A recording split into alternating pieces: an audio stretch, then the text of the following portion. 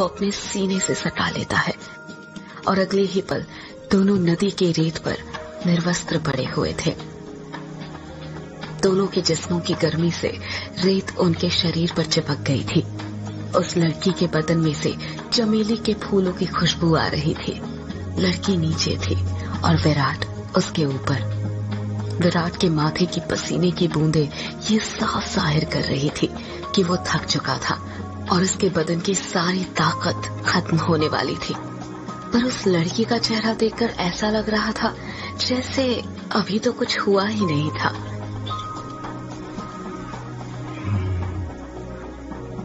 उसके अंदर की प्यास अभी बुझी नहीं थी।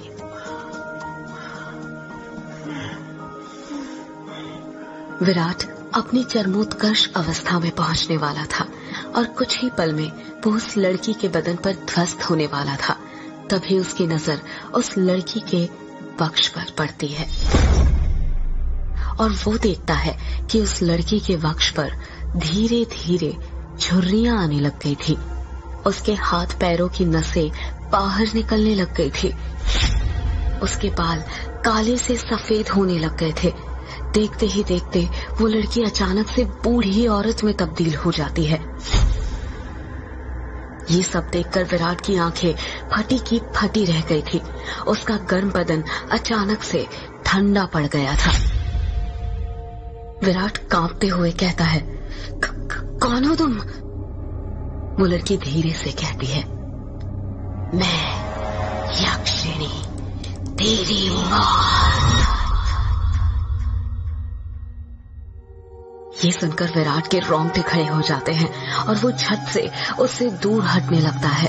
पर उसी वक्त यक्षिणी उसे अपने दोनों हाथों से पकड़ लेती है और कहती है, अभी कहाँ जा रहे हो प्रियतम? मेरी प्यास अभी बुझी नहीं है। तुम तो मुझे कल, परसों, नरसों हमेशा तक जगाना चाहते थे ना? क्या हुआ? थक गए या डर गए मेरा असली रूप देखकर? विराट उसका खौफनाक चेहरा देखकर इतना डर गया था कि कुछ भी नहीं बोल पा रहा था। उसको यक्षिणी की आंखों में खुद की मौत नजर आ रही थी।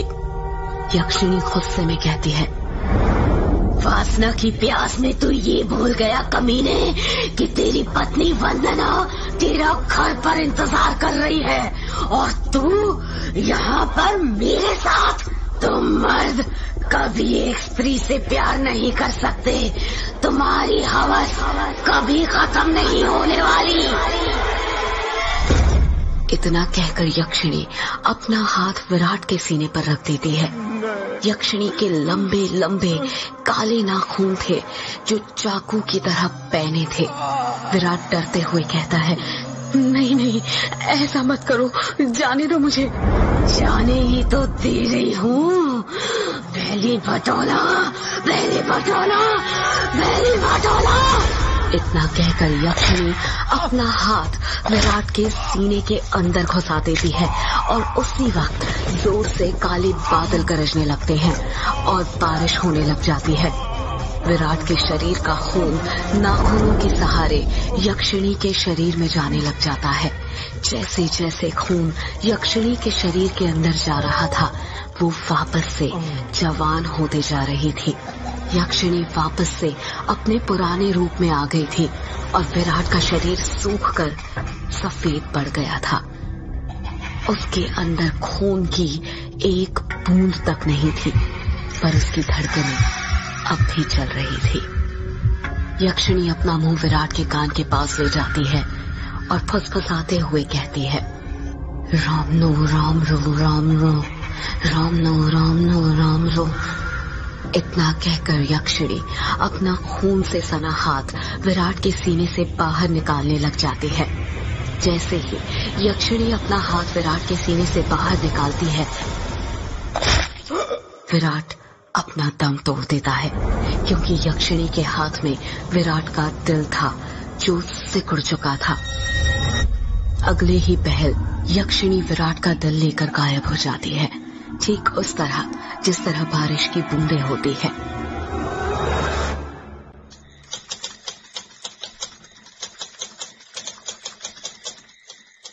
टाइपराइटर की बटन दबने की आवाज सुनाई दे रही थी। एक आदमी जो कि कोट पैंट पहना हुआ था, एक बंद कमरे में सफेद टाइपराइटर के ऊपर कहानी टाइप कर रहा था। उस आदमी ने बड़ा सा गोल चश्मा पहना हुआ था। कमरे के अंदर चारों तरफ बुक शेल्फ रखी हुई थी, जिनमें करीब 1000 से भी ज्यादा किताबें जमी हुई थी। टेबल के ऊपर ही एक एशट्रे थी, जिसमें कुछ आधी जली तो कुछ पूरी जली सिगरेट और ऐश रखी हुई थी। लेखक खुद से कहता है, चलो ये भाग तो पूरा हुआ। अब दूसरे भाग में वंदना अपने पति की मौत का बदला लेगी, साथ में यक्षिणी के अभिशाप का पता भी लगाएगी और उसे ना इस अभिशाप से मुक्ति दिलाएगी। रीडर्स को बहुत दुख होगा विराट की मौत से, पर क्या करे, मौत होगी तभी तो हॉरर कहानी आगे बढ़ेगी ना।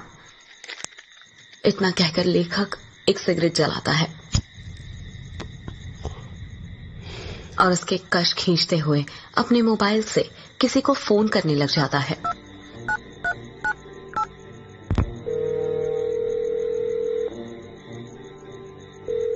फोन के अंदर से उबासी लेते हुए आवाज सुनाई देती है, हेलो, कौन?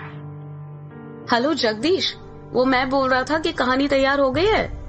अच्छा सर, आप हैं? क्या कहा आपने? कहानी तैयार हो गई? ये तो बहुत अच्छी बात है सर, पर बुरा मत मानिएगा सर, ये बात आप मुझे सुबह भी तो बता सकते थे। इतनी रात में कॉल करने की क्या जरूरत थी? लेखक सिगरेट का कश खींचते हुए कहता है, क्या कहा? इतनी रात में? आखिर अभी वक्त ही क्या हुआ है? बस। लेखक ने इतना कहा ही था, तभी उसकी नजर उसके हाथ की पुरानी सी वॉच पर पड़ती है और वो देखता है कि रात के 3:05 हो रहे थे। लेखक अपनी गलती महसूस करते हुए कहता है, अरे 3 बज गए, इतनी रात हो गई। मुझे तो पता भी नहीं चला, मुझे तो लगा अभी 9-10 ही बज रहे होंगे। कोई बात नहीं सर, मैं समझ सकता हूँ। आप इतनी लगन के साथ इतनी कहानी लिखते हैं कि आपको वक्त का एहसास ही नहीं होता। हाँ, ये तो है। देखना, जब ये किताब आएगी ना तो लोगों के रोंगटे खड़े हो जाएंगे। रात भर जाग कर ये कहानी लिखी है मैंने।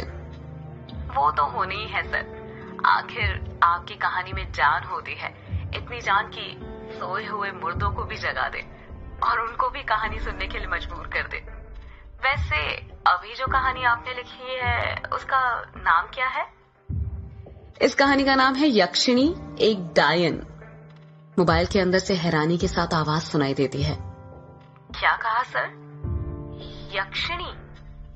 हाँ, यक्षिणी। क्या हुआ, तुम इतना शॉक्ड क्यों लग रहे हो? सर, मैंने सुना है ये जो यक्षिणी है ये आपके गांव के पास जो किश्नोई नदी है वहां पर घूमा करती है और मर्दों के साथ वो सब, यानी वही सब करके उन्हें मार देती है। हाँ तो सर, आपको डर नहीं लगता जिस गांव में यक्षिणी घूमती है वहीं पर रहकर उसके बारे में कहानी लिखकर अगर यक्षिणी ने आपको कुछ कर दिया तो? जगदीश, यक्षिणी इतनी बुरी नहीं होती जितना गांव के लोग और तुम सब समझते हो। मतलब ये कि यक्षिणियां बहुत अच्छी होती है, इतनी अच्छी कि दूसरों की खुशी के लिए अपना सब कुछ कुर्बान करने के लिए तैयार हो जाए। पर कभी कभी जिंदगी में कुछ ऐसी घटना घटती है कि आपकी पूरी जिंदगी बदल जाती है। कैसी घटना सर? मैं कुछ समझा नहीं। पौराणिक मान्यताओं के अनुसार हमारे ब्रह्मांड में अनेक लोक हैं, जिसमें देवी देवताओं, सुर राक्षसों का वास होता है। इन सभी लोगों की दूरी पृथ्वी से अलग अलग है। कहा जाता है कि इन सभी लोकों में विष्णु लोक सबसे ऊपर है और सबसे निचला लोक यक्ष यक्षिणियों और अप्सराओं का है, जो पृथ्वी से सबसे नजदीक है। जो लोक पृथ्वी के सबसे नजदीक है, उस लोक के देवी देवताओं की पूजा करने से वो देवी देवता जल्दी प्रसन्न होते हैं। जगदीश बीच में ही बोल पड़ता है, ऐसा क्यों सर? उस लोक के देवी देवता जल्दी प्रसन्न क्यों होते हैं? क्योंकि लगातार ठीक दिशा और समय पर किसी मंत्र की साधना करने से उन देवी देवताओं तक तरंगे जल्दी पहुंचती है यक्ष यक्षिणियों के लोक में से ही एक यक्षिणी द्वापर युग के अंत में पृथ्वी पर आई थी, जिसको एक अभिशाप मिला था। एक ऐसा अभिशाप जिसने उसकी जिंदगी बदल दी थी। कैसा अभिशाप सर? आप किस अभिशाप की बात कर रहे हैं? और उसे ये अभिशाप किसने दिया था? एक दूसरे लोक से पृथ्वी लोक पर आई यक्षिणी को एक अभिशाप मिला था। आखिर क्या था वो अभिशाप और किसने दिया था? जानने के लिए सुनते रहिए यक्षिणी एक डायन का अगला एपिसोड।